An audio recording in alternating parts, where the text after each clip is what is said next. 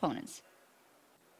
I don't think we're going to lose against Unicorns, even though we lost to them already. I think we were just kind of playing cocky, and our draft was really greedy in a way. Like, we drafted like triple split pushers, so it was kind of awkward, and then we had a really big throw, which gave... Their team composition is really strong in team fights if C9 doesn't run away with the early game. We saw yesterday against TSM, if you get into those fights against Unicorns of Love, they are not a team that hesitates to execute.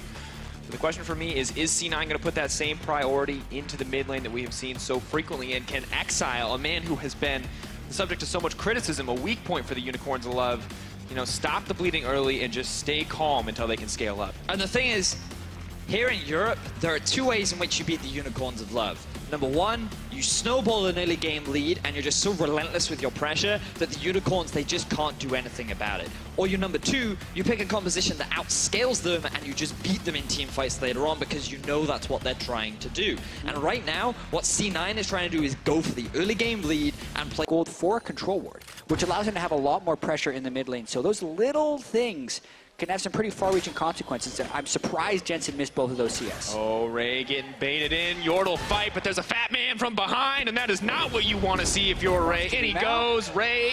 Oh, first blood going to drop for the Unicorns of Love. I feel like we've seen this before. Leclerc goes history of the world, apparently, where they're winning all of their laning phases with the scaling comp. The key thing is Exile, because so many of the early deficits come from a kill being going down onto him. We may not have time as another gank happens. Return gank. Moving forward, Contract's trying to leap in, looking for the 4-stack. The Ferocity is just going to lock him down, and that's the death for Vizicachi and the kill for C9. And another good timing from C9, because they take advantage, as Jensen now, he's very low. Running for his life, does have the distortion out. Absolutely fine in farm. We still don't have the push, so our tower is gradually getting killed as a gank happens mid. Exile now running for his life. Contract's now moving forward. Exile so low, gonna lock him up. Contract's on the Rengar, coming in. Look at Kled.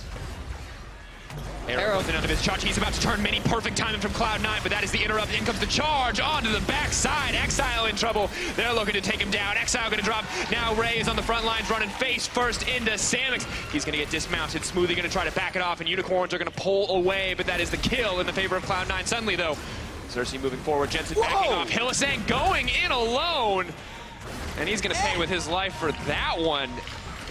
That's going to be the 2-0. And this is exactly what we were talking about earlier on. Cloud9 are so good at finding these fights. At first, they pop the Rengar ultimate early, and you think, why are they trying to engage right now when the Mega... Jensen get like 4 kills against Caps after the jungle and the support gank there like 3 times in a row. So this is a little bit more standard. And now that like we're approaching the 30 minutes, I really am expecting a big fight. Smoothie getting aggressive. Out comes the ultimate from Rengar. Maybe this is the engage option. Samix spat over the wall. They are going to look for the pick onto Hylissang. He pops the thick skin and flashes right over Vizicachi looking for the disengage. Ray not going to connect with the ult, but Hylissang is going to get popped. And now Cloud9 is moving forward. Contract's going to try to lock him up, but it's Samix untouched in the backline. The Twitch looking for the turn and burn, and here comes Exile. Smoothie running for his life. The rift walk from Exile. The slow not going to be enough. Exile on the front lines. Vizicachi throwing the boulder. Cloud9 getting destroyed. And Cloud9, they overcommit to a fight, and Unicorns of Love are able to find the turnaround in that narrow choke point. Massive team fight swing, 4 dead for C9, Baron going to Unicorns of Love. And it's deja vu all over again for C9. In the first game against UOL, they said they had control. They lost 1 team fight. UOL got Baron, and it was over. So 2 of the 3 things have happened here. The mid-game team fight goes to UOL, and they get Baron. Now the question will be, can they end after so much of the game being passive?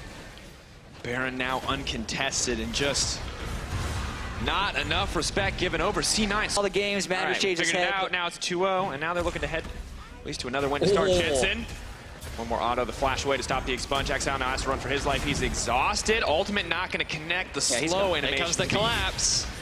Suddenly Vizicachi on the back line. He's stunned up. They don't have the damage to kill him, and now Exile is leaping forward, but Ray is coming in with that charge. Who's he going to latch onto? It's Vizicachi in the mini-nar. Exile goes golden, but Hylissang can't devour him, and he gets stunned up before he can. C9, this might be the fight that they need. Samix now leaping forward. That's the spray and pay, the double kill for Sneaky. The Ash is looking to turn this back. Xerxes on the backside. He's trying to kill Jensen. Can he get the damage down? Yes. Now Vizicachi in Meganar. He is running forward. Ray has remounted, and suddenly Unicorns of Love are starting to lose. But it's Samix with the turn and the burn and taking down the opposition. Unicorns of Love hunting for a bit more, but at the end of the day, that's a 3 for 2. A bit of a skip. Then Hylissang getting stunned as he comes out and unable to complete it, but now they just run it down mid. Now they're looking to keep the action going. Vizichachi in trouble, could get picked off, does go Mega, does try to turn this one back, uses the Gargoyle Stoneblade, buys a bit of time, that's the baited, outsmarted, Unicorns of Love coming in. Now Exile just cleaning it up. Absolute obliteration once again from Vizichachi. He destroys C9,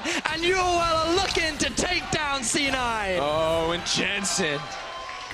Another couple deaths added to that list. KDA worsened, Unicorns of Love pushing for the win, and C9 not able to punish the early game. Jensen comes in, he calls it an easy win.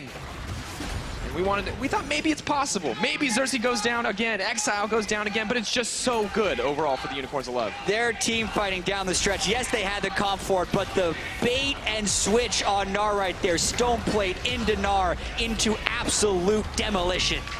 Unicorns of Love, they're gonna do it. They're gonna take down Cloud9 for the second time and move up yet another win on the path to the finals of Rift Rivals.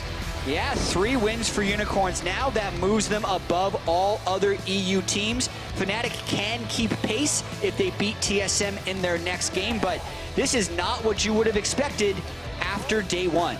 Unicorns looked miserable in their first 2 games, but now they're on a